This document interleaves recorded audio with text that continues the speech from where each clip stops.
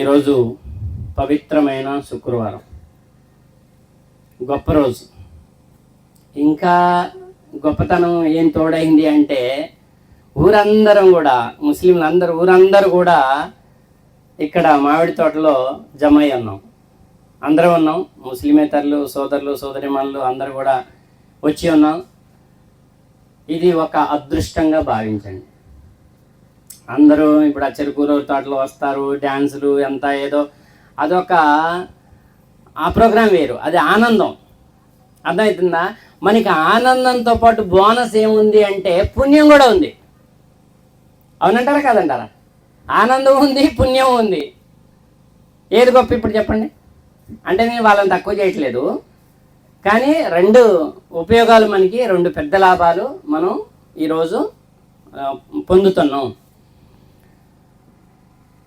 ముఖ్యంగా తెలుసుకోవాల్సిన విషయాలు కొన్ని ఉన్నాయి. అవి మీరు తెలుసుకోకపోతే మీ జీవితం మొత్తం కూడా నష్టంలో పడిపోద్ది అని సాక్షాత్తు మీరు ఇప్పుడు వినకపోతే, చెవులిచ్చాడే నాకైనా మీకైనా మానవులందరికీ వినగలిగే ప్రతి జీవికి చెవులిచ్చింది ఎవరు? ఆన్సర్ చేయాలి. నాది ప్రసంగం కాదు, నాకేమో వందే భారత్ లాగా స్పీడ్కి వెళ్ళిపోవడం రాదు. నేను అడుగుతుంటా, మీరు చెప్తుండాలి. మీరేమైనా అడిగితే కూడా నేను చెప్తూ ఉంటా. అర్థమవుతుందా? మనకి చెవులు ఇచ్చింది ఎవరండి? మీరు ఆన్సర్ చేస్తే చాలా మంచి మాటలు చాలా కొద్ది సమయంలో వస్తాయి, వింటాము. అదొక అదృష్టంగా భావించాలి. ఈ చెవులు ఇచ్చినవాడు ఒక్కడే. మానవులందరికీ కాదు, ఈ సృష్టిలో ప్రతి జీవికి, వినగలిగే ప్రతి జీవికి చెవులు ఇచ్చినవాడు ఆయనే. ఎందుకు ఇచ్చాడంటారు చెవులు? ఇయర్ ఫోన్స్ పెట్టుకొని మంచిగా పాటలు వినటానికి, సీరియల్ ముందు కూర్చొని ఆగు, ఏదైనా పని చెప్తే ఆగు, భర్త టీ పెట్టమన్నాడు ఆగు, అన్నం పెట్టమన్నాడు ఆగు అని ఆ సీరియల్కి వెళ్ళి కళ్ళు చెవులు రెండు ఆ టీవీకి అప్పచెప్తారు. ఇక అవునా కదా? దానికోసమా? అవి బోనస్లు అవి వాడితే వాడారు. కళ్ళు చెవులు టీవీలకి వాటికి వాడితే, ఎంజాయ్మెంట్కి వాడారు. అసలు ఇచ్చిన కారణం వేరే ఉంది. ఏంటో తెలుసా? ఈ చెవులు ఇచ్చిన వాడు ఎవరో చెబుతున్నప్పుడు ఆ చెవులు ఇచ్చిన వాడి గురించి శ్రద్ధగా ఆలకించకపోతే నువ్వు చెవులుండి చెవిటి వాడివి అన్నాడు. చెవులు ఉన్నాయి కానీ ఇచ్చినోడి గురించి చెప్తుంటే ఎంటలేదు. చెవులుండి చెవిటివారు అన్నాడు, కళ్ళుండి గుడ్డివారు అన్నాడు. ఎవరండి కళ్ళుండి గుడ్డివాడు? ఈ పదాలు ఎప్పుడైనా విన్నారా మీరు? కళ్ళుండి గుడ్డివాడు. ఈ చెట్టు ఉంది, ప్రకృతి సాక్షిగా ఇప్పుడు నా ఎదురుగా ఉంది. పగలు సాక్షిగా, ఆకాశం సాక్షిగా, భూమిలో నుంచి విత్తనం మొలకెత్తేటప్పుడు బద్దలయ్యేటటువంటి భూమి సాక్షిగా అన్నాడు. ఈ టెంక చిన్నప్పుడు, అది టెంక ఒక 5-6 సంవత్సరాల క్రితం ఇదంతా ఉంది టెంక. దాంట్లో భూమిలో పెట్టి దాంట్లో నీళ్ళు పోతే అది టెంక ఎలా ఇచ్చుకొని అలా పైకి వస్తుంది, ఇలా మహావృక్షం అయిపోయింది. అవునా కదా? మనం కూడా అంతే, సేమ్ చిన్నపిల్లగాడిగా తల్లి గర్భంలో చేరిన తర్వాత చిన్నపిల్లగాడిగా అక్కడ మొత్తం శిశువుగా తయారు చేశాడు దైవం. పుట్టుక ద్వారా భూమి మీదకి తీసుకొచ్చాడు. ఎవరండి? సాయిబుల్ దేవుడు సాయిబుల్ని, హిందువుల దేవుడు హిందువుల్ని, క్రైస్తవుల దేవుడు క్రైస్తవుల్ని అలా తీసుకొచ్చాడా? అందరినీ తీసుకొచ్చింది ఒకే ఒక్కడు.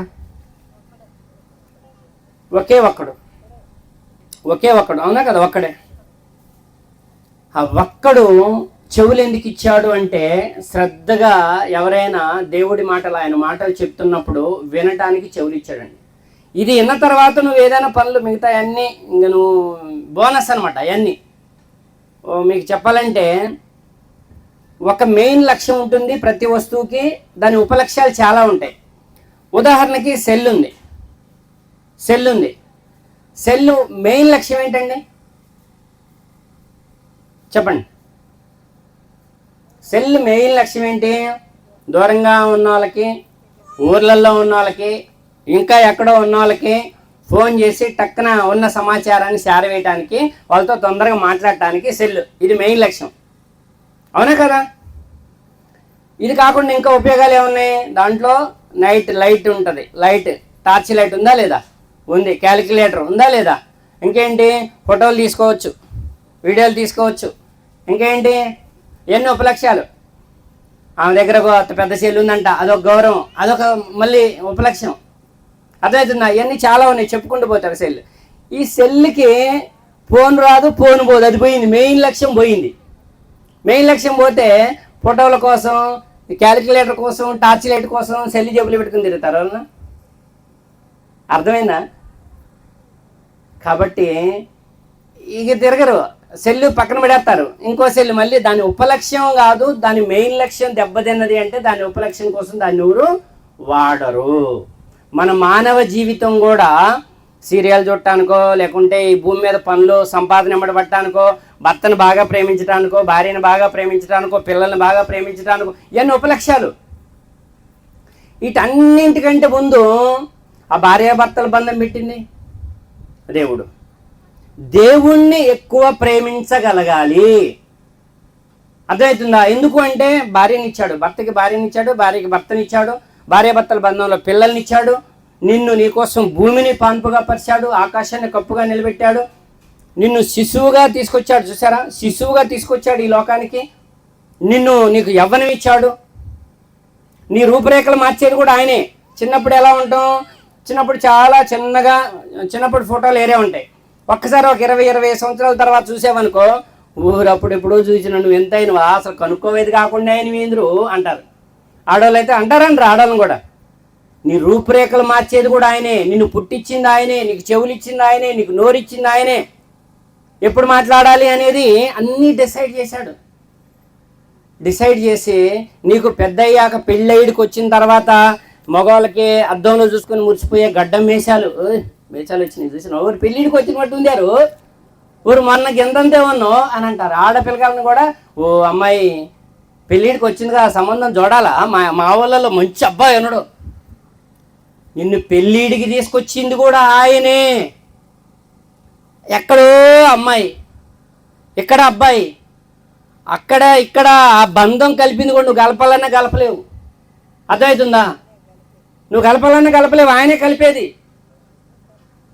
ఆయన కలిపిన తర్వాత పెద్దోళ్ళు అటు ఇటు మొత్తం ఆడమ్మాయింది, ఆడ చూసిన తర్వాత ఆ బంధం అటోళ్ళు ఇటోళ్ళు పెద్ద మనుషులు మాట్లాడి ఈ పెళ్లి బంధంతో ఒకటి చేస్తారు.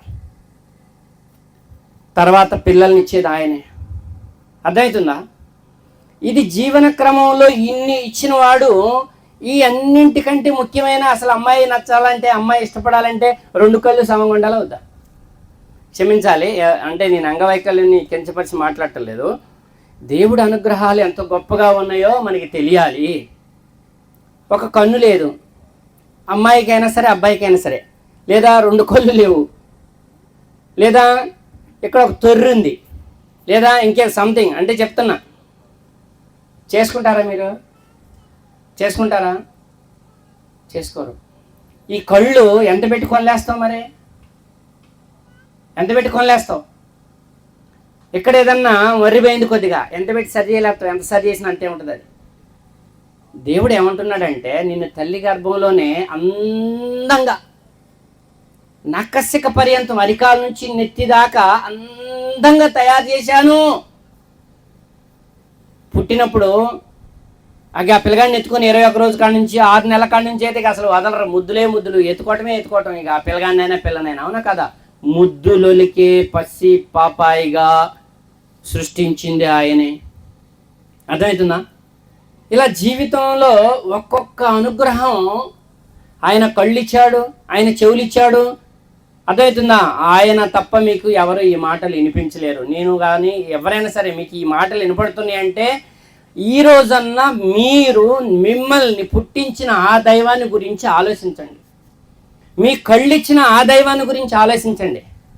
మీకు చెవులు ఇచ్చిన ఆ దైవం గురించి ఆలోచించండి. చేతులు ఇచ్చిన ఆ దైవం గురించి ఆలోచించండి. కాళ్ళు ఇచ్చిన ఆ దైవం గురించి ఆలోచించండి. ఎందుకంటే ఆయన ఇచ్చిన కళ్ళు వాడుకుంటున్నారు, ఆయన ఇచ్చిన చెవులు వాడుకుంటున్నారు, ఆయన ఇచ్చిన చేతులు వాడుకుంటున్నారు, ఆయన ఇచ్చిన కాళ్ళు వాడుకుంటున్నారు.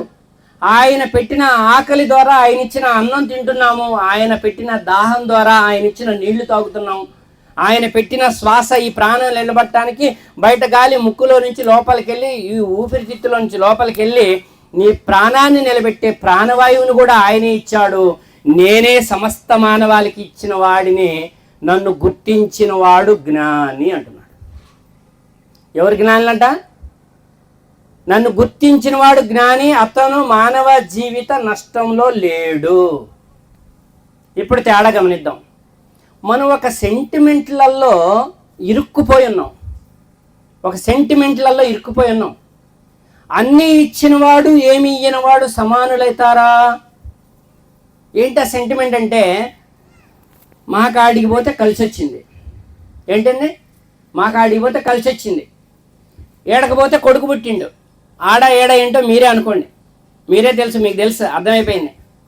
నేను పలానా కాడికి పోయి మొక్కుంటే, లేదా ఏటను కొత్తే, లేకుంటే తలనీలాలు ఎత్తనంటే నాకు ఉద్యోగం వచ్చింది, అర్థమవుతుందా అని మీ మొక్కుబడుల వెనక మీరు దారి తప్పిపోయారా, నిజంగా అక్కడ శక్తులు ఉన్నాయా అనేటటువంటి విషయం మీకు అర్థం కాకపోతే కూడా ఈ జీవితం నిరర్ధకమే. నిజంగా అక్కడికి పోతే మీకు పిల్లగాడు పుట్టిందా? నిజంగా అక్కడికి పోతే ఉద్యోగం వచ్చిందా? నిజంగా అక్కడికి పోతే కలిసి వచ్చిందా?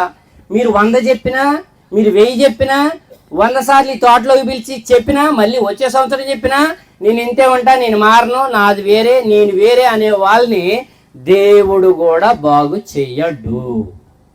ఎందుకు చెప్పండి? లోపం ఎక్కడుంది? నీకు మెదడిచ్చాడు, చూసినవా? ఈ మెదడుతో నువ్వు ఆలోచించడానికి సిద్ధంగా లేవు. నువ్వు ఒక గిరి గీసుకొని ఒక సెంటిమెంట్కి దాసుడు అయిపోయి, సెంటిమెంట్కి లోనైపోయి, ఆ గిరిలో నుంచి బావిలో కప్పలాగా బయటకు వచ్చే ఆలోచన నువ్వు చేయనంత వరకు నేను దేవుడు కూడా బాగు చేయడు. అర్థమవుతుందా? మరి ఇప్పుడు అది పరిశీలిద్దాం. ఆడికి పోతే పిల్లగాడు పుట్టాడా? నువ్వు ఎక్కడికో పోయినావు. నేను ఎవరిని కించపరచట్లేదు. అసలైన శక్తిమంతుడికి ఏమీ లేని శక్తి కాడికి నీకు తేడా తెలియాలి. ఏమీ శక్తి లేదు అడక, నువ్వు శక్తి ఉందనుకుంటున్నావు. ఒక్క అడిగి పోతే, నేను ఇది ఉన్నదన్నట్టు చెప్తున్నాను. పెళ్ళైన జంట ఉన్నారు. ఇప్పుడు చెప్పాను కదా, పెళ్ళిడికి వచ్చారు, పెళ్ళైన జంట ఒక సంవత్సరం అయింది. ఒక సంవత్సరం అయ్యేసరికి చివరిలో ఒక ఎదురు చూపులు చూస్తూ ఉంటారు. ఏంటి, అమ్మాయి నుంచి ఏమన్నా తీపి కబురు ఏమైనా చెప్పిద్దా, శుభవార్త ఏమైనా చెప్పిద్దా అని చూడరా. ఏంటా తీపి కబురు? ఏమన్నా మిఠాయి కొద్దిగా తెచ్చిపెట్టిద్దానా, స్వీట్ ఏమైనా కొద్దిగా తెచ్చిపెట్టిద్దానా? ఆ తెచ్చిపెట్టడానికి ఇంకో వార్త ఉంటుంది మరి, అవునా కదా? ఏంటా వార్త? నీళ్ళు వస్తుందా అంటే తను ప్రెగ్నెన్సీ దాల్సిందా, నీళ్ళు వస్తుందా అనే వార్త ఎప్పుడు చెప్పిద్దా అని అమ్మాయి అయిపోళ్ళు అబ్బాయి అయిపోళ్ళు ఎదురు చూస్తూ ఉంటారు. 1వ సంవత్సరంగా, 1 సంవత్సరం ఇంకా చాలా టైం ఉంది, వాళ్ళని ఎంజాయ్ చేయని, కొత్తగా పెళ్ళైన జంట, అవునా కదా అంటారు. ఓకే, 1 సంవత్సరం అయిపోయింది. 2వ సంవత్సరం కూడా అయిపోయింది. లాస్ట్కి వచ్చింది. 2వ సంవత్సరంలో కూడా పిల్లగాలు పుట్ల. తీపి కబురు ఏం చెప్పపోయేసరికి కొద్దిగా నిరాశ. ఎందుకు అంటే వీళ్ళ ఇంటి పక్కన వాళ్ళకి పెళ్ళైన సంవత్సరానికి అమ్మాయి నీళ్ళు పోసుకుంది, ఒక అబ్బాయి పుట్టిండాడ. అమ్మా, కొద్దిగా ఈర్ష్య, ద్వేషం, మాకు పుడతారో పుట్టరు భయం, అవునా కదా? నేను చెప్పే దాంట్లో వాస్తవం ఉందా లేదా? 2వ సంవత్సరమేగా, చాలా టైం ఉంది. మళ్ళీ సర్ది చెప్పుకోవడం మనమే. వాళ్ళు కూడా, అమ్మ నాన్న పేరెంట్స్ కూడా సర్ది చెప్తే 2 సంవత్సరాలేగా, పలానా వాళ్ళకి 4 సంవత్సరాలు పుట్టారు, ఆగరాదు. అయినా సరే మళ్ళీ ఇటు గుంజుతూనే ఉంటుంది. ఒకేపేమో పుట్టలేదని గుంజుతూ ఉంటుంది, ఒకేపేమో చాలా టైం ఉందిలే, 2 సంవత్సరాలే కనిపిస్తుంది మనకి, మనమే జొద్దరు కొట్టుకుంటూ ఉంటాం. ఆ తర్వాత 3వ సంవత్సరం వచ్చింది. 3వ సంవత్సరం కూడా పిల్లగాలు పుట్టలేయి. ఇక మొదలైద్ది, ఇంకా ఆగదు. మానవుడు తొందరపాటు గలవాడు, 2 సంవత్సరాలు అయ్యి ఆగను, పలానా కాడిపోతే పిల్లగాలు పుడతారని ఒక ఆమె చెప్పింది. ఆమెకు ఆడిపోతే పుట్టారంట. అర్థమవుతుందా? ఏ దర్గా కాడుకో, ఏ చర్చి కాడుకో, షార్ట్లో చెప్తున్నాను నేను, ఏ గుడి కాడుకో పోతే పిల్లగాళ్ళు పుట్టారని చెప్పింది. సరే, ఇది వివరంగా చెప్పాలంటే దర్గా కాడికి పోతే పిల్లగాళ్ళు పుట్టారు అని చెప్పింది. ఏమి కూడా దర్గా కాడికి పోద్ది. అయినా సరే ఆమెకు పుట్టారు కానీ ఆమెకు పుట్టల. ఆ తర్వాత ఏం చేసింది, వెళ్ళింటమ్మ ఈటీఏ పావం కాకుండా ఈటీఏ పావం చర్చికి పోద్ది. ఆమె ఏమంది, నాకు కూడా ఇంతే సేమ్, నేనైతే ఆ దేవుణ్ణి, యేసువారికి దేవుణ్ణి నమ్ముకున్న తర్వాతనే నాకు పిల్లగాడు పుట్టిండు, నా ఏమంటే 2 రోజులు చర్చికి 2 ప్రార్థన పెట్టవద్దు, ఏం పెట్టవద్దు, ఉత్తగా వచ్చి నా పక్కన కూర్చో, నువ్వు ఎట్లా అనుకో, నాకు పిల్లగాడు పుట్టాలి అనుకో, నీకు పిల్లగాడు పుడతాడు.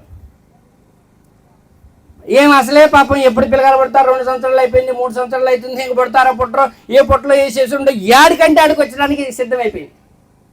అవునా కదా? అయితే 2వ సంవత్సరం 3వ సంవత్సరంలో ఇటు పోయిన దర్గాకి వెళ్ళి 4వ సంవత్సరంలో ఏమో పిలిచిందని చర్చికి పోయింది. అయినా పిల్లగాలు పుట్ల 4 సంవత్సరాలు అయిపోయినాయి. 5వ సంవత్సరం ఏం చేసింది, ఆ దర్గా వదిలేసింది, చర్చి వదిలేసింది. ఇంకొక ఆమె చదువుకున్నా వచ్చింది వాళ్ళ ఇంటి పక్కన. అప్పుడే ఆమె ఈ బీఎస్సీ ఎంబీఏనో బీఎస్సీ అని చేసిందంట. ఓ తిక్కలమ్మ, వీళ్ళిద్దరు మంచి ఫ్రెండ్స్ అయ్యారు. ఇవాళంతా టెక్నాలజీ, కంప్యూటర్ ఏమంతా అసలు ఎన్ని శాటిలైట్ ప్రయోగాలు చేస్తున్నారు, మన కడుపులో ఏముంది, ఏ లోపం ఉంది, అసలు మాత్రం టెస్టులన్నీ చేస్తారు. అసలు డాక్టర్ కాడికి పోతే నీకు అసలు ఎట్లే పిల్లలు పడతారు, డాక్టర్ కాడికి పోదాంపా అని చెప్తే 6వ సంవత్సరంలో 5వ సంవత్సరంలో డాక్టర్ కాడికి పోయింది. అయినా పిల్లగాలు పుట్ల. అర్థమవుతుందా? అయినా పిల్లగాలు పుట్ల. ఆ తర్వాత ఈమెకి నిరాశ వచ్చేసి ఇక 6వ సంవత్సరం 5 అయిపోయింది. 6వ సంవత్సరంలో ఇంకొక ఆమె ఎవరో చెప్పింది, ఇక పలానా గుడికాడికి పో. నేను కించపరచట్లేదండి, అర్థం చేసుకోవాలి మీరు. అక్కడికి పోతే నీకు గ్యారెంటీకి పిల్లగాలు పుడతారు, నాకు కూడా అక్కడికి పుట్టారు. ఇంకొక ఆమె చెప్పేసరికి ఏమో ఆడికి బయలుదేరేసరికి అక్కడ ఏమో మొక్కుంది, అయ్యా నాకు పిల్లగాడు పుడితే 6 సంవత్సరాలు అవుతుంది, నేను తట్టుకోలేకపోతున్నా, గుడ్రాలు అంటున్నా, అసలు నేను తట్టుకోలేకపోతున్నా, నా నిలువు దోపిడీ ఇచ్చేస్తా నీకు అని చెప్పాను. ఆమె ఇంటికి వచ్చిందో రాలేదో నీళ్ళు పోసుకుంది. 3వ నెలల తలకే నీళ్ళు పోసుకుంది. పోయి రాగానే కబురు వచ్చేసింది, నెల 2వ నెల. ఇప్పుడు అన్ని టెస్టులే కదా, అమ్మటే ఆ మెడికల్ షాప్లో అయితే అటు టిక్కిన టెస్ట్ చేసుకోవటం. అమ్మయ్యా శుభవార్త అందింది, అగో అదే దేవుడు, నువ్వు అన్న చెప్పినా నేను ఇక అక్కడే దేవుడు ఉండవు అనేవాళ్ళు ఉన్నారా లేరా? ఇది యథార్థమా సెంటిమెంటా? మీరు నోరెప్పపోతే ఇంక అన్నం నేను వెళ్ళిపోదాం. నేనైతే మాట్లాడినా. ఎందుకు మాట్లాడుకుంటున్నాం మనం? సెంటిమెంటు అందరు చెప్పాలి. ఎలాగ సెంటిమెంటు అంటే, ఏమకి చూడండి, ఈ బంధంలో సర్వశక్తిమంతుడైన దేవుడు, మనం అల్లా అంటే అరబీ భాష, అల్లా అనగా నగ్గో సాయిబుల్ దేవుడు గురించి చెప్పుకుంటుండు. కర్మ అది అరబీ భాష, బ్రహ్మన్న ఆయనే సంస్కృత భాష, అది సర్వేశ్వరుడు అన్న ఆయనే సంస్కృత భాష, అది యెహోవా అన్న ఆయనే హెబ్రీ భాష, అది అవే మంచినీళ్ళు, అవే పాని, అవే వాటరు. అర్థమవుతుందా? పిలిచే భాష మారిద్ది కానీ పదార్థం మారదు. భగవంతుడిని అరబీ భాషలో అల్లా అంటారు, అంతే.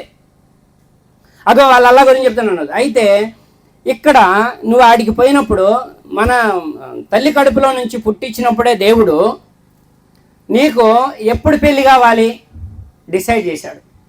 అసలు నువ్వు ఎంత హైట్ ఉండాలి డిసైడ్ చేశాడు. నువ్వు ఎంత కలర్ ఉండాలి డిసైడ్ చేశాడు. నీ కలర్ చూసి నువ్వు మురిచిపోయి పక్కన వాళ్ళని కర్రోళ్ళు అట్లా అనకూడదు. తెల్లోళ్ళు కర్రోళ్ళు, అది మహాపాపం అంట మాట. అర్థమవుతుందా? నువ్వు ఎంత హైట్ ఉండాలో కూడా డిసైడ్ చేశాడు. పొట్టోళ్ళు, బక్కోళ్ళు, పొడుగోడు, గేడోడు అనకూడదు, తప్పు మాటలయ్యి. సృష్టి దైవ శక్తికి నిదర్శనం నీ ఫేసు, దైవ శక్తికి నిదర్శనం నీ హైటు, దైవ శక్తికి నిదర్శనం నీ కలరు, దైవ శక్తికి నిదర్శనం నీ వాయిస్. గేర గొంతు ఉండాలా, స్వీట్ గొంతు ఉండాలా, ఎలాంటి గొంతు ఉండాలి నీ చేతిలో లేదు, నా చేతిలో లేదు. నీ ఫేస్ ఎలా ఉండాలి నీ చేతిలో లేదు. అలాగా నిన్ను తల్లి గర్భంలో ఉన్నప్పుడే డిసైడ్ చేశాడు ఎప్పుడు పెళ్లి కావాలి. అర్థమవుతుందా? ఎప్పుడు పిల్లలు పుట్టాలి. ఒకరికి 6 సంవత్సరాలకి పిల్లలు పుట్టాలని డిసైడ్ చేశాడు, ఒకరికి 6 నెలలకే నీళ్ళు పోసుకోవాలని డిసైడ్ చేశాడు, ఒకరికి 2వ సంవత్సరంలో పిల్లలు పుట్టాలని డిసైడ్ చేశాడు, ఒకరికి 3వ సంవత్సరంలో పిల్లలు పుట్టాలని డిసైడ్, ఒకరికి 12 సంవత్సరాలు పిల్లలు పుట్టాలని డిసైడ్ చేశాడు. ఇది నిజమా కాదు? దాన్ని విధి రాత అంటారు. ఏమంటారు చెప్పండి? ఏమంటారు? విధి రాత అంటారు. విధి రాతలో నువ్వు ఈ విధిరాత తెలియక, దేవుడెవరో తెలియక, ఫస్ట్ సంవత్సరంలో పిల్లగాలు పుట్టారనుకో దర్గాయే దేవుడు అంటావు. అందుకే దర్గా చుట్టూ దేవుడు మొత్తం జనాలే ఉన్నారు. అర్థమవుతుందా? 2వ సంవత్సరంలో పిల్లగాలు పుట్టారనుకో చర్చిల చుట్టూ తిరుగుతూ ఉంటున్నావు. అదే నేను చెప్పిన 2వ టాపిక్లో 3వ సంవత్సరం కాకుండా 4వ సంవత్సరంలో చర్చిల చుట్టూ తిరుగుతూ ఉంటారు. 4వ సంవత్సరంలో పిల్లగాలు పుట్టారనుకో ఏడున్నావా? డాక్టర్ కాడు ఉంది. అప్పుడు హే దేవుడు లేడు, గీవుడు లేడు, అంత సైన్స్, టెక్నాలజీ, నాస్తికత్వం ఏం లేదు, వీళ్ళంతా సైన్స్ అని ఉన్నారా లేరా? దేవుడు లేడనే వాళ్ళు ఉన్నారా లేరా? వాళ్ళకి అక్కడ డాక్టర్ కాడ నమ్మకం వచ్చింది, ఆ నమ్మకం అక్కడ పెట్టారు. సెంటిమెంట్ అనేది అడిగే. నువ్వు గుడికాడికి పోయినప్పుడు 6వ సంవత్సరంలో దేవుడు నీకు ఇచ్చిన సమయంలో నువ్వు ఎక్కడున్నావు? గుడికాడున్నావు. నువ్వు ఎక్కడున్నావు? చర్చి కాడున్నావు. నువ్వు ఎక్కడున్నావు? దర్గా కాడున్నావు. నువ్వు నమ్మకం అక్కడ పెడుతున్నావా దేవుడని? నీకు పైవాడు పిల్లనిచ్చాడా? సంతానం ఇచ్చాడా? పైవాడిచ్చాడు. విషయం అర్థమైందా క్లియర్గా? అలా కాకుండా ఈ సెంటిమెంట్లో నుంచి నేను బతుకున్నంత వరకు బయటికి రాను, నేను ఎక్కడే ఉంటా, నేను ఇలానే చేస్తాను అంటే వాళ్ళు దైవ ధర్మం తప్పిపోయిన వాళ్ళు. ఎందుకు అనేది 2 మాటలు చెప్పి సెకండ్ ఖుత్బా స్టార్ట్ చేసుకుందాం మనం. అక్కడ కూడా కొంచెం టైం ఉంది. అక్కడ తయారైనప్పుడు 5 నిమిషాల ముందు కొద్దిగా నాకు ఇన్ఫర్మేషన్ ఇస్తే, ఎందుకు అంటే జాగ్రత్తగా గమనించండి. సృష్టిలో దేన్ని వృధాగా పుట్టించలే దైవం. ఏంటండి? సృష్టిలో మానవులనే కాదు దేన్ని కూడా. ఈ చెట్టు ఎందుకుందండి? మామిడికాయలు ఇస్తుందా ఇవ్వదా? మామిడికాయలు వేయట్లేదు అనుకో, 1 సంవత్సరం చూస్తారు, ఎందుకు పండలేదో ఇలా చూద్దామని మందు కొద్ది గట్టి కొట్టినాడు, మందు డబ్బాలోనే మొత్తం. 2 సంవత్సరాలు పండలేదు, కాయలేదు. 3వ సంవత్సరం ఉంచుదురా? ఉంచడు, కొట్టేస్తారు, నరికేస్తారు. ఎందుకు ఇది దండగా, ఇది మొత్తం అంతా ఇంత ఆక్రమించింది దండగా అంటాడు. మీ ఇంట్లో ఒక గేదె ఉంది, తొలసూరుకు వచ్చింది, కట్టుగారికి వచ్చింది. 7 కట్టిద్దిలే అనుకున్నారు, కట్ల. పోనీ నెక్స్ట్ ఇయర్ కట్టిద్ది అనుకున్నారు, అప్పుడు కూడా కట్టలే. మళ్ళీ నెక్స్ట్ ఇయర్ కట్టిద్ది అనుకున్నారు, కట్టలే. 2 సంవత్సరాలే చూస్తారు, 3వ సంవత్సరం దాకా ఓపిక ఉండదు. మనకి అంతా ఓపిక తక్కువలేం కదా, మానవుడు తొందరపాటు గలవాడు అలా అంటున్నాడు దైవం అంటున్నాడు. 3వ సంవత్సరం దానికి ఏం చేస్తారు? అయితే మళ్ళీ అని మేపుతారా? బాగా 2 మోపులు గడ్డి తెచ్చి దానికి వేసి మంచి కుడిచి పెడతారా? కట్టం దానికి పెడతారా? పెట్టరు. ఎందుకు? దీన్ని మేపితే ఉపయోగం లేదు, ఈ చెట్టుని దాటితే ఉపయోగం లేదు.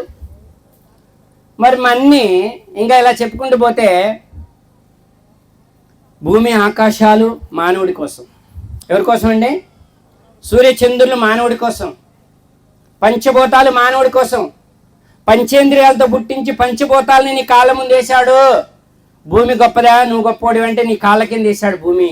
నిన్ను సృష్టించిన దైవం. చిన్న విషయం కాదండి, చిన్న విషయం అయితే. భూమి గుండ్రంగా తిరుగుతుంది కానీ భూకంపం రాకుండా ఆపుతుందంటే అది నిన్ను పుట్టించిన నీ దైవం దానికి ఆజ్ఞేశాడు. నా మానవుడు దాసుడు, నా దాసుడు దీన్ని అక్కడ టైం ఉంది కదలకుండా ఆజ్ఞాపించాడు. ఇప్పుడు నీ ఆజ్ఞ పాటిస్తుందా? నా ఆజ్ఞ పాటిస్తుందా? దైవాజ్ఞ పాటిస్తుందా? ఇది భూమి దైవాజ్ఞ. మాట్లాడాలి, అయిపోయింది, దగ్గరకు వచ్చింది, కన్క్లూజింగ్ ఇవ్వాలి కదా, దీన్ని సంక్షిప్తం చేయాలి కదా. అయితే సూర్యుడు ఉన్నాడు, సూర్యుడు భూమి మధ్య దూరం ఎంత ఉండాలి? ఇప్పుడు చలి పెడుతుందంటే కొద్దిగా దూరంగా ఉంటాడంట సూర్యుడు, చలికాలం. అర్థమవుతుందా? సూర్యుడికి భూమికి మధ్య దూరం ఇంత ఉండాలని డిసైడ్ చేసిన వాడు ఆయన. నీ హైట్ ఎంత ఉండాలని ఎలా డిసైడ్ చేశాడో సూర్యుడికి భూమికి మధ్య దూరం ఎంత ఉండాలని డిసైడ్ చేశాడు. చంద్రుడికి భూమికి మధ్య దూరం ఎంత ఉండాలని డిసైడ్ చేశాడు. ఎవరు? సాయిబుల దేవుడా, హిందువుల దేవుడా, క్రైస్తవుల దేవుడా? మానవుల అందరి దైవం ఆయనే. ఆ సర్వేశ్వరుడు అన్న ఆయనే, అల్లా అన్న ఆయనే. ఆ సూర్యుడు ఒక 2-3 లక్షల కిలోమీటర్లు, ఒక 5 లక్షల కిలోమీటర్ల దగ్గరకు వచ్చింది అనుకోండి, భూమి ఉంటుందా? మనం ఉంటామా? మాడి మస్సైపోతాం. నీ ఆజ్ఞ పాటించట్లా, నా ఆజ్ఞ పాటించట్లా. ఇది ఆ సూర్యుడు దైవాజ్ఞ పాటిస్తున్నాడు, చంద్రుడు దైవాజ్ఞ పాటిస్తున్నాడు. చంద్రుడు తరుగుతూ పెరుగుతూ రావాలి, దాని ద్వారా ఎవరైనా క్యాలెండర్ తయారు చేస్తారు. ఒకరోజు పూర్తిగా కనిపిస్తాడు, దాన్ని పౌర్ణమి అన్నాం. ఒకరోజు పూర్తిగా కనరాడు, దాన్ని అమావాస్య అన్నాం. దైవం యొక్క చిహ్నాలు ఇవన్నీ. మానవుడా, నీ కళ్ళతో చూసినప్పుడు, నీ జ్ఞానంతో ఆలోచించి, నువ్వు చెవులతో ఎన్న మాటలు కరెక్టా కాదా అని ధృవీకరించి, నన్ను పుట్టించిన వాడు నా కోసం ఈ భూమి ఆకాశాల మధ్యలో ప్రతిదీ సృష్టించి నాకు వశం చేశాడు కాబట్టి నేను దైవానికి వశం కావాలి. ఇదే దైవ ధర్మం, ఇదే సనాతన ధర్మం, ఇదే ఆదం గారి కాడ నుంచి చివరి ప్రవక్త ముహమ్మద్ సల్లల్లాహు అలైహి వసల్లం గారి దాకా చెప్పిన ధర్మం.